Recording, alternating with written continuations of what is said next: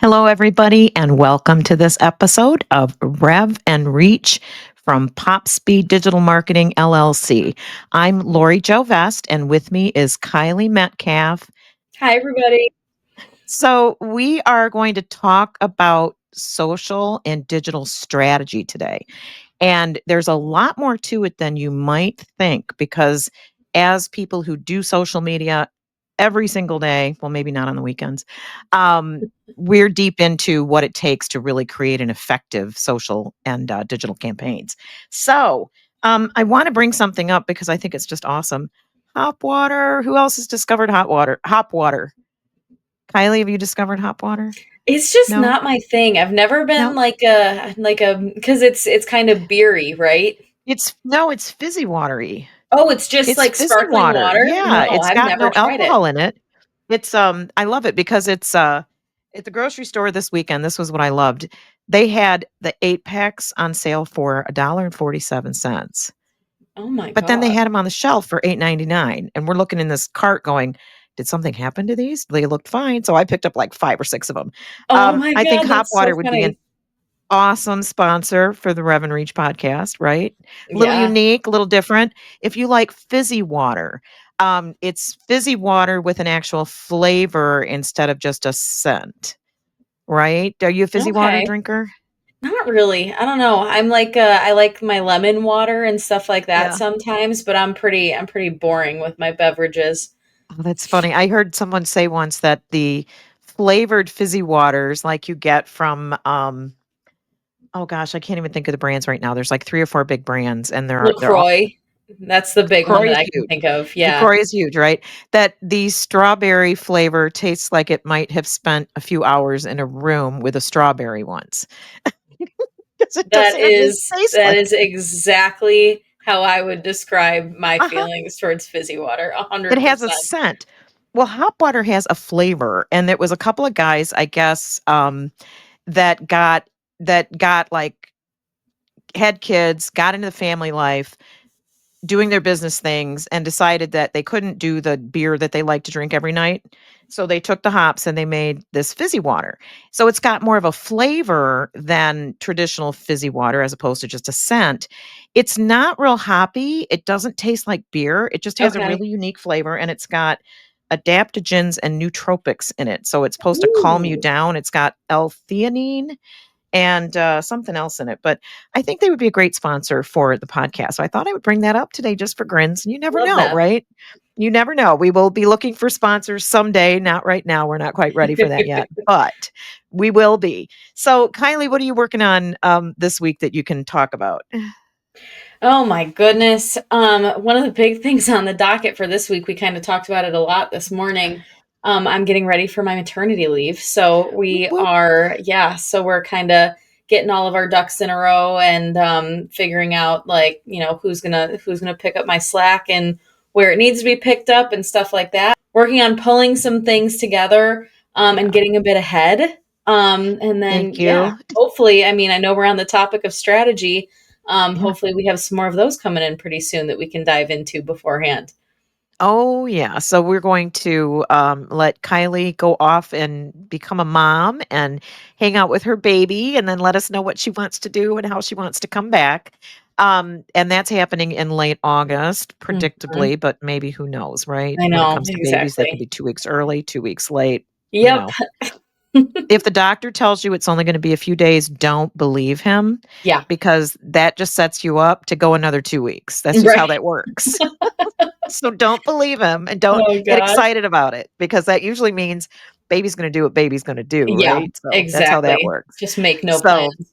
yeah, so diving into strategy, we named this one the compass effect because if you don't plan the direction that you're going, you're not going to get where you want to get, right? Mhm. So, when we're doing digital marketing strategy or social media strategy for clients, we are always looking to figure out what they want to accomplish, what's their end goal, where do they want to get with their digital marketing, and then we work backwards and plan the strategy to get them there. And it can take, 60 to 90 days to ramp up to get real results and we want to set expectations for that because A lot of times things don't happen immediately. They may happen quicker than we expect, but it's always good to be a little bit patient, right? Mm-hmm. So we Absolutely. usually start with KPIs and goals. So KPIs, key performance indicator, that's what's going to tell you um, if you're meeting your goals. So your goals are where you want to go. Your KPIs are how you're going to measure if you got there or not. So Kylie, how do we usually set those goals? Tell us a little bit about that. I think the beginning of that process is really kind of digging deep with these new clients that we get, even if we're adjusting a strategy, the existing clients, and seeing what it is that they want out of our effort with them via digital marketing. Mhm, Is it more leads? Obviously, everybody wants increased revenue and profits, so it's just what does it take to get there? mhm, So a lot of times we'll see that that's leads. We'll see that that's follower growth. We'll see that it's community growth. We'll see it's, increased email signups or donors or fundraisers or event attendees and things of that nature. So it's really never consistent across the board when we're working on two separate strategies. So I'd say that's step one is kind of deciphering what that ROI looks like for any mhm, given client, and then in turn translating that into what that looks like from a digital marketing perspective. So mhm, for us, obviously, the end result, I think leads is always a really good example to turn to. So what key performance indicators are, something that signals we're increasing qualified leads, right? mhm, That can be a lot of things. So the end goal is those leads. The indicators are potentially increased follower growth. It could be increased website clicks, or form submissions, things like that. mhm, So it's kind of getting into the nitty gritty of what are the signals that we can look at to indicate that we are inching towards or meeting those goals. mhm. Absolutely. I know we had an example recently. We have a nonprofit that we work with that we do the social, the email, the blogs. They might write them, but we may edit, put them up. We may write them. I mean, it Hmm. kind of is a collaborative effort. And then we also do their website and their email. Hmm. Website, email, social, blogging. Yeah, we do all that for them.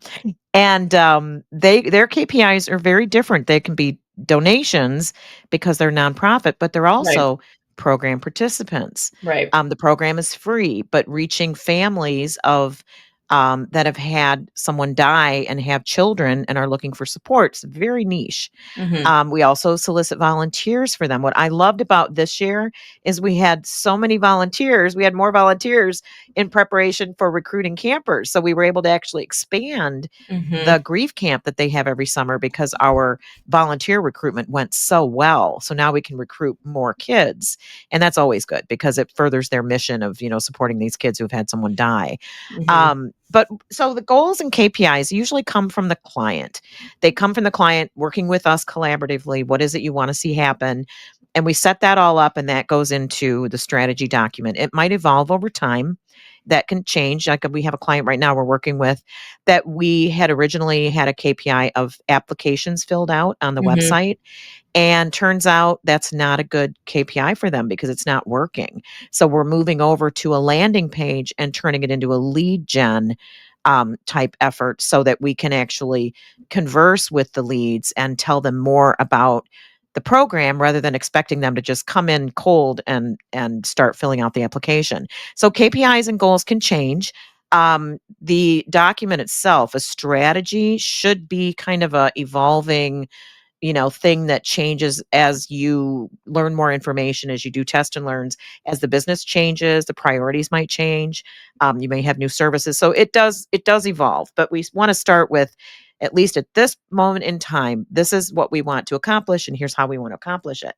And from there, we go into research, right? Who is their Hmm. audience and what are they about? Where do we get that information, Kylie? I would say we use a lot of sources to kind of collect audience information. Again, we talk at length with our clients about who their ideal candidate, prospect, customer, et cetera, is, what they look like. the various demographics that they may fall into, age range, gender, Mhm.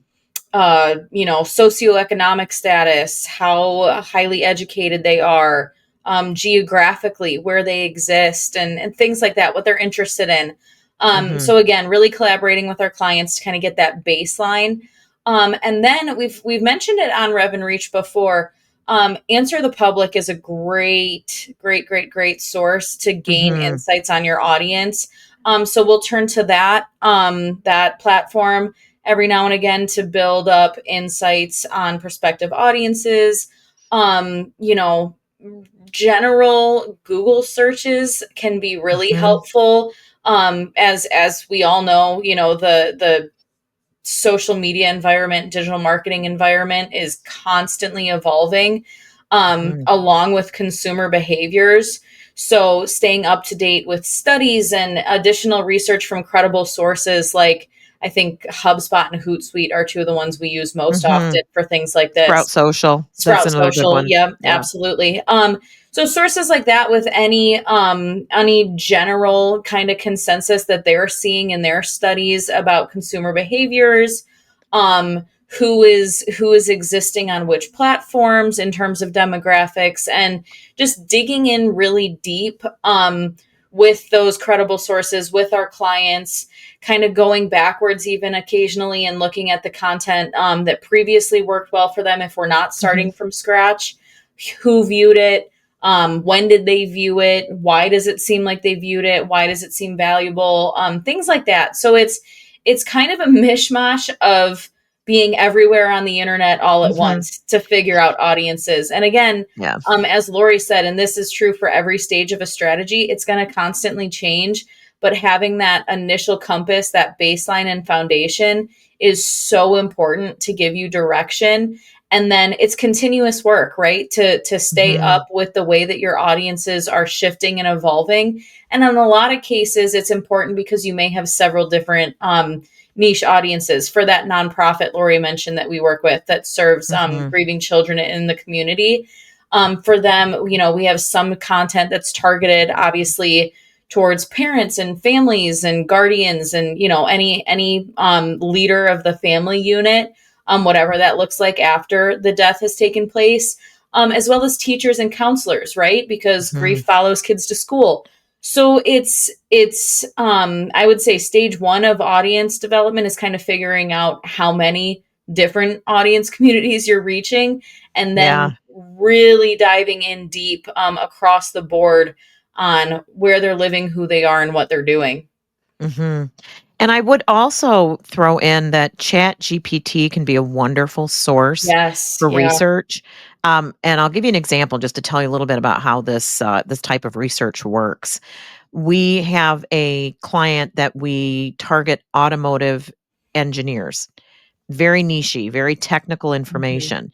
And when we dug in to do the research for this global organization strategy back in 2024, what we did was we went into, I think it was maybe Google or maybe ChatGPT, I'm not sure, and came up with, we found research, which was amazing that another agency had done. But we were able to see the research, see how it was presented, determine that it was credible. And it told us, it was a survey of engineers in the automotive space about where they got their information. And social media was fourth on the list. First on the list was email marketing, emails from their suppliers. Second on the list, I think, was website, white papers and special and, reports, research reports. And I think number three might have been YouTube. Yeah, three was YouTube, then social media. And so we were able to, reprioritize and put an emphasis on YouTube, put an emphasis on website content and, new research papers and things like that. And we're getting some great results this year, better than last year. So that's kind of how the research part of it works. You really want to dig in and find out who your people are. Where are they playing on the internet? Are Mhm. they on YouTube? Are they on TikTok? Ages, they may be on TikTok, but if they're over 45, maybe. I think I just read this morning that 13% of the users on TikTok are 45 and up. So if your Mhm. audience is, like we have the dental implant clients that have an older audience. Do we want them Yeah. on TikTok? Probably not. Yeah. They do get some younger patients, but it's not going to become a priority channel because it's so time consuming. So you're Mhm. going to look at all those variables and you're going to pull all that together. And from there, you're going to spell out your audience. Who are they? How old are they? What are their, what jobs do they have? What income, geographically, where are they? Believe it or not, you can reach a global audience really easily on LinkedIn. And especially if it's a B2B, it's amazing. You can really reach some great numbers globally with LinkedIn ads. So, who is your audience? Where are they? What do they do? And spell that all out. Dig as deep as you can. Where does a 35-year-old woman with 2 kids spend most of her time on social media? Maybe it's Pinterest. Mhm. Maybe it's Instagram, maybe it's, TikTok, who knows? So you Right. want to dig in and do that research. And Kylie mentioned earlier that a lot of the companies that are in the social media space are really credible. HubSpot, Sprout Social.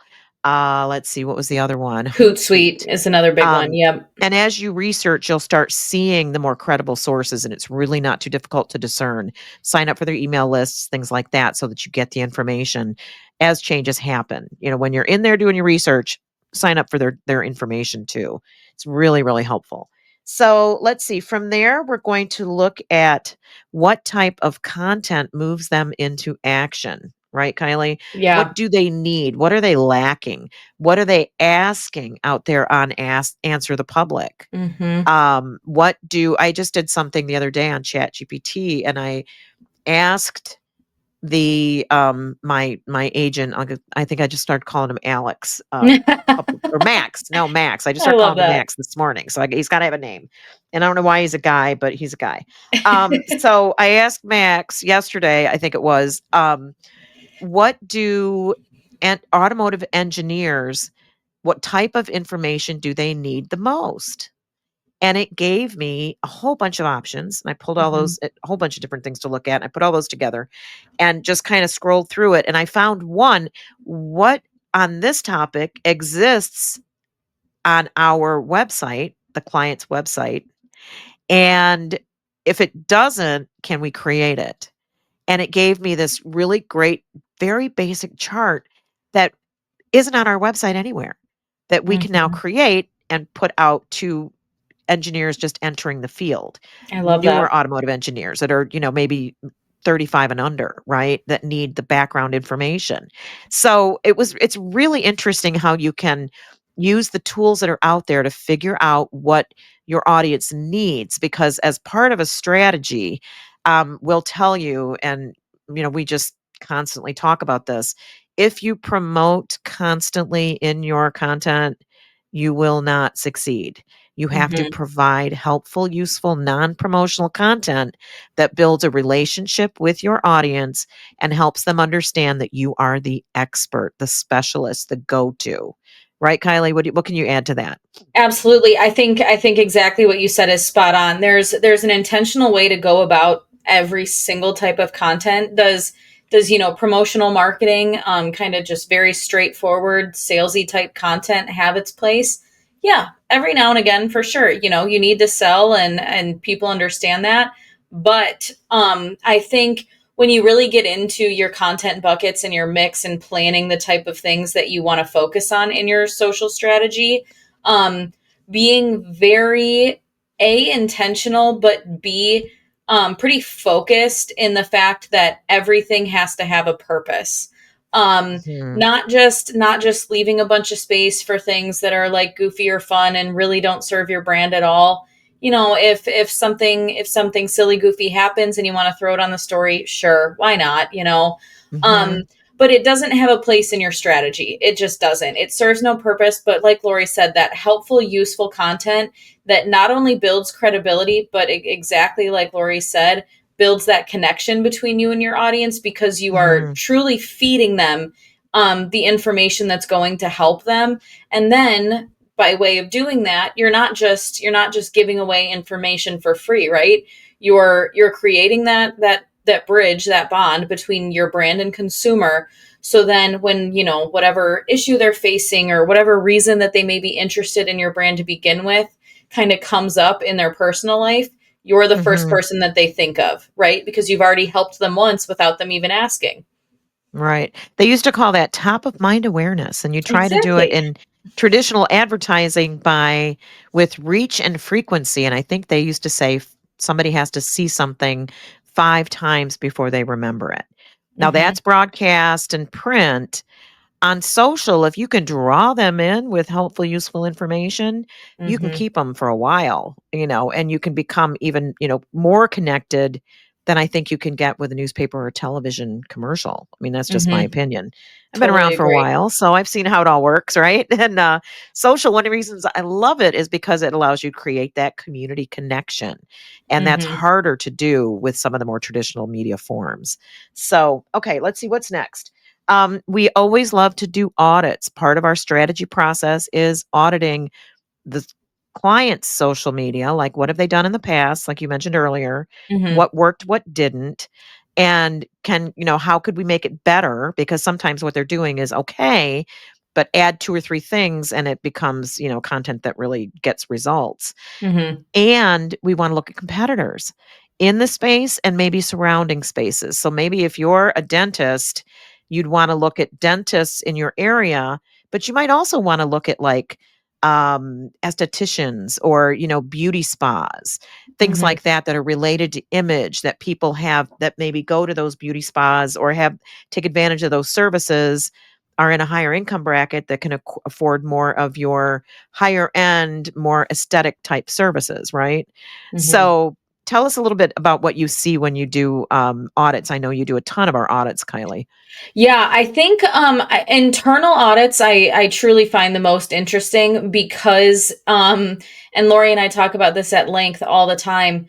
We see so many mistakes repeated over and over again by brands that were previously doing their own social. Whether Mhm, that's, not using channels properly in the way that they're meant to be used, or fully, repetitively using the same content, or not following a brand image or building brand recognizability, and so many things of that nature. It's really interesting to see, in the kindest way possible, how many people are doing it wrong.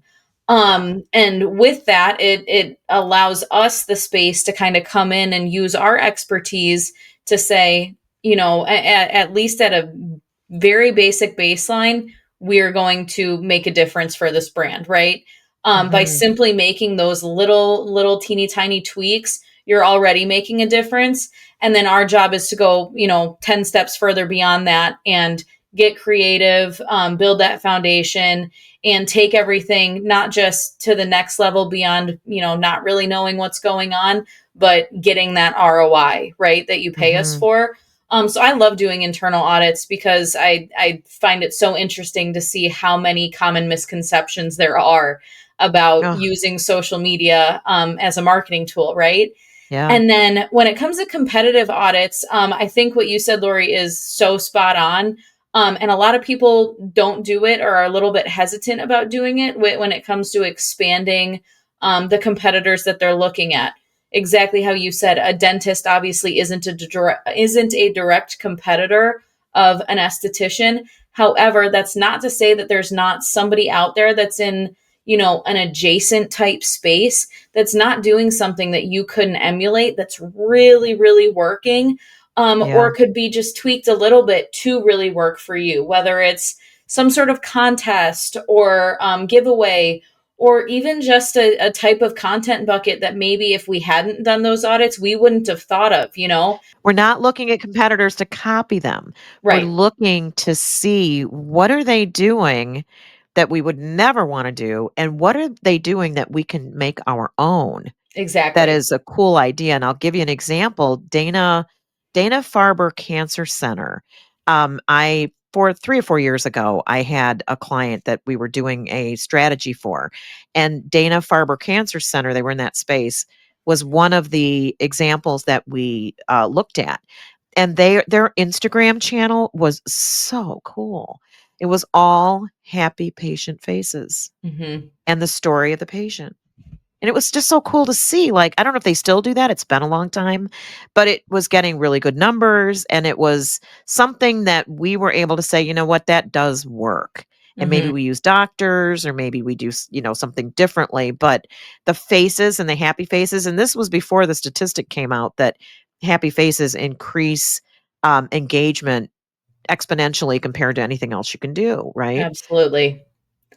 I think too, to go along with that is, there's so much room for, I don't want to say human error, but like human negligence in social media marketing because we're all just human, right? I mean, you Yep, only know what you know, and your brain capacity only goes so far, right? Like you can be very creative, but that doesn't mean you're going to think of every creative idea that's ever been thought of by anybody in the whole right, world about a topic, right? So, right. we've experienced, I would say, not too often, but every now and again, somebody that, they love their brand. Obviously, it's their baby and they're passionate about it.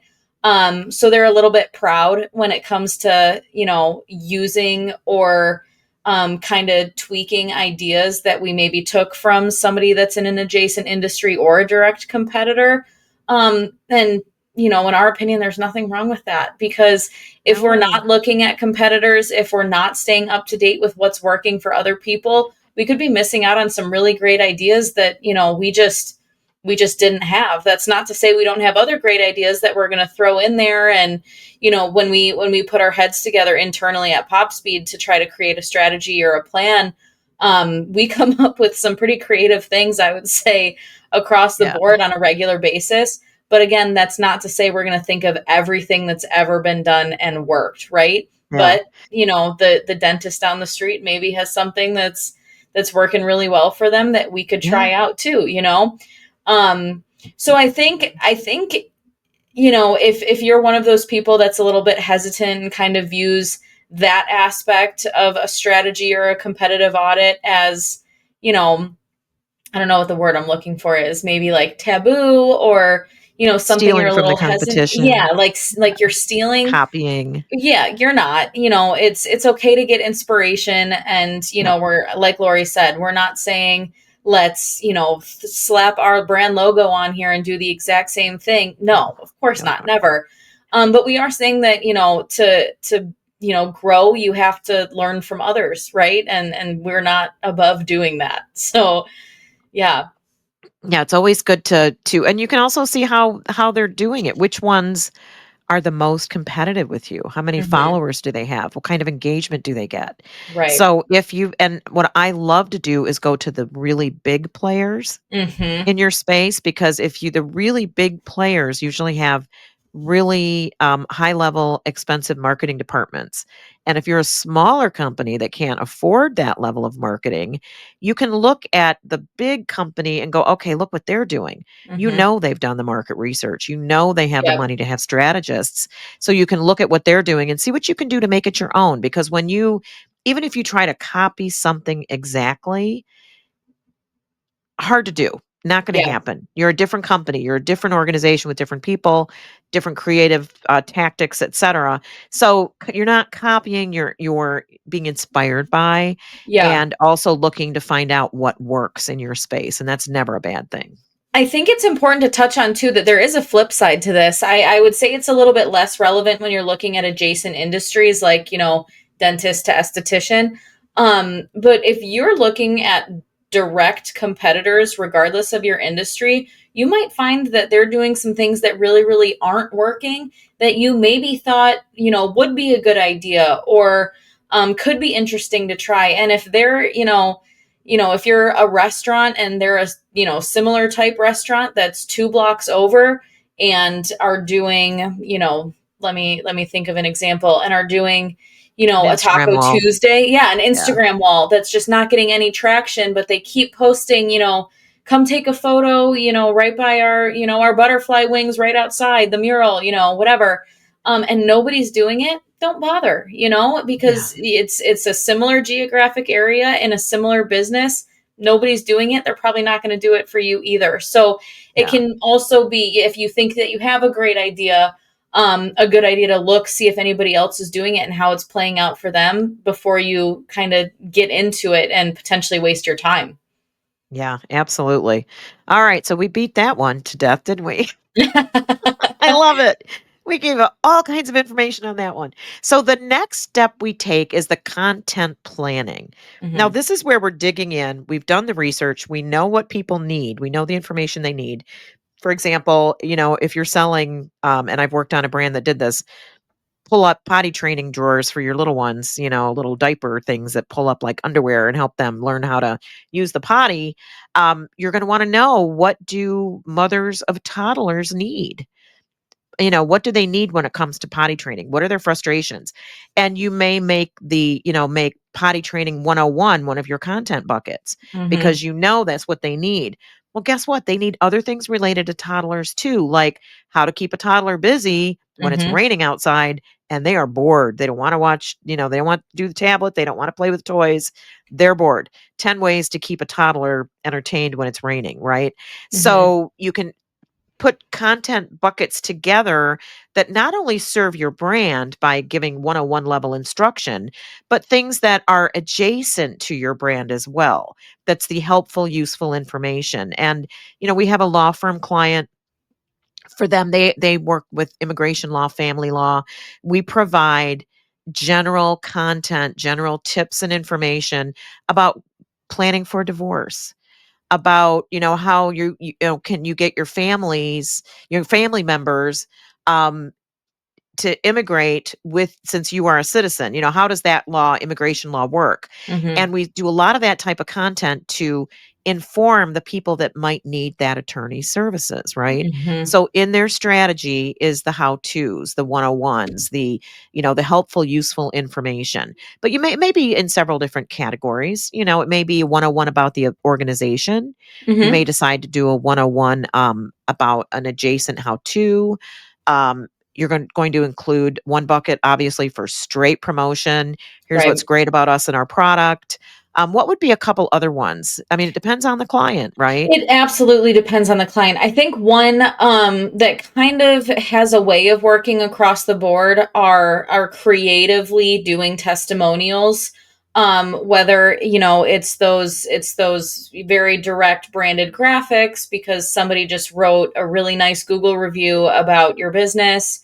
Those have a time and place. Are they as strong as like a video of somebody talking about their really positive experience with your business? No.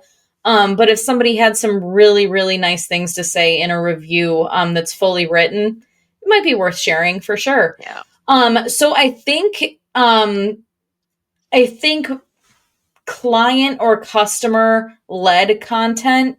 It's a little bit broader than just straight ahead testimonials, but whether it's patient stories or an interview with a family that enjoy we'll go back to our nonprofit, an interview with a family that had a great experience with our organization, or Mhm. a selfie video of an influencer at your restaurant that had like the best cocktail of their life and just had to tell all of their followers about it, right? Yeah. So I think like really kind of harnessing people to, or finding those loyal customers and partnering with them in some way, shape, or form to get content like that from them is a very important one, because it's the most trustworthy, right? Mhm. When the actual people that engage with your brand but aren't paid to do it want to tell their positive story, the rest of your audience members are going to be really inclined to believe it. um Mhm. and I Proof. think, yeah, We call that proof. proof. Yes, Yes. proof. Proof Thank that you're you. good at what you do, right? Exactly, exactly. I think too, to build off of what you were saying, Lori, is just because you have a set of content buckets doesn't mean that you're not allowed to ever stray from those, right? This Right. is this is a baseline, and social media, despite the fact that strategy is so critical in really harnessing like an effective effort, I would say, um, it it's not that rigid. It's Right. things, like we said, things Got to be change, agile. trends pop up. Yeah, exactly. Hmm. Agility, and flexibility are just so important. So when you're building your strategy and you're putting together these content buckets, keep in mind that, you want to follow it as long as you know that it's working, and you want to stay true to all of this research and time that you've put in to connect with your consumer in this way. But also, that's not to say that this is where it ends, right? You can layer in anything that you see fit, and follow trends when they're relevant, and things like that. You're still able to have fun with it, but that fun should always have a purpose. Right. One other thing I think is really important to talk about that we see a lot of people kind of stray from, I guess, is when you're building these content buckets, they are about your consumer. They are not about you. We've talked about the story brand book, the building a story brand book before, on Rev Reach, and far too often you'll see brands that very obviously put out content to serve whatever it is that they want to say, right? Yeah. When in reality, going back to Lori's example about, the mom that's potty training her toddler, um, she's just going to scroll past your promotional ads, right? 100% she is. She's Unless busy. there's a She doesn't have the coupon. time. Yeah, unless there's There's a a coupon, coupon. right? Yeah. But exactly what Lori said, if you're putting out helpful, useful tips on potty training, or even something along the lines of, self-care for busy moms that are in the trenches of potty training, or things like that that are designed to serve your audience with helpful, useful information, with things that are just going to get them through the day, or how, even if it's something it's promotional, but it's how your product will help their lives improve and make their lives easier. That's the Hmm. way that all of this should be framed. It shouldn't be framed, buy our product, we're awesome. It's, here is what we can do for you, and all we want to do is make your life easier, right? Yeah. How can you serve? I mean, it really is a Yeah. service and serving mindset. So that brings me to, you mentioned the story brand. We don't want to get away from the one of the most important aspects of strategy is messaging. Is Hmm. how are you going to tell that story? How are you going to describe who your business is and what you do, what results and benefits you get for your customers. So we want to spend some time on that, crafting that so that there's consistency and that it's consistent, easy to recall, quick to create that connection type of message. Hmm. So we should do an episode on messaging, Kylie, Yeah. and the story brand book, because it just made such a big difference for us. And there's no excuse not to have solid, easy to understand messaging that you base your social and digital marketing efforts on, because Right. that's really important to be very clear about who your organization is, who you serve, and how you help them. What Hmm. benefit does the consumer get from what you do? So, besides that, now I know we always do hashtag research. Hmm. Hashtags are in a weird place right now, some relevant, some not. A lot of people are saying keywords are more important than hashtags now. Hmm. So we will dig into that in a future episode as well. But what else do we typically wrap up with, Kylie? Or have we covered all of it? I would say that in a general sense, that is the brunt of what goes into a strategy. Hmm. I think, yeah, we always wrap them up with our hashtag research, but exactly how you said, it's Yeah, who knows in everything's the changing. future, right? Like, let's be Everything's timely. changing. Um, I think just reiterating the fact, and it's something that, every time we're presenting a strategy, we like to cover, that agility is important. And you want to give a strategy enough time to run its course to really, especially, not especially, either way, whether you're starting from scratch or you're kind of reinventing the way that you're doing your social media marketing when you team up with us. Either way, things are changing, right? And Always. building up an effort takes time. It takes your audience time to readjust. Increasing followers takes time. Getting ads up and running takes time. The whole thing does not happen overnight. We typically recommend Mm-mm. about 90 days before we reevaluate and see what's working. Yep. Um, and at that point, it becomes very normal to look in and say, okay, maybe this content bucket wasn't as strong, or maybe gathering content to put out this type of post is too much on our business internally, and we just can't keep up with it. Things like Mm, that are gonna happen. And you need that trial run to find those things out, and then we pivot. mhm. But one thing that we see very often is people who want to stray too early from a strategy, and Oh, they get that bored. is I mean, just the best analogy is completely shooting yourself in the foot. If Yeah, you don't give yeah, any level of strategy time to run its course and really, work, or prove whether or not it will, it yeah, simply won't. So yeah. that's one thing We I think is important to preface every single strategy session. we run into some business owners that are, I think, kind of ADHD, Yes. and we do a strategy, and we're heading down the path, and they're like, "Veer right. No, wait, Yeah. veer left." And you're like, Right. "Wait, let it work. Right. Let it work." It's kinda like making a stew or something. You don't just pull it off the stove in half an hour, you gotta let it go for 3 hours, and then it's Yeah. really good, right?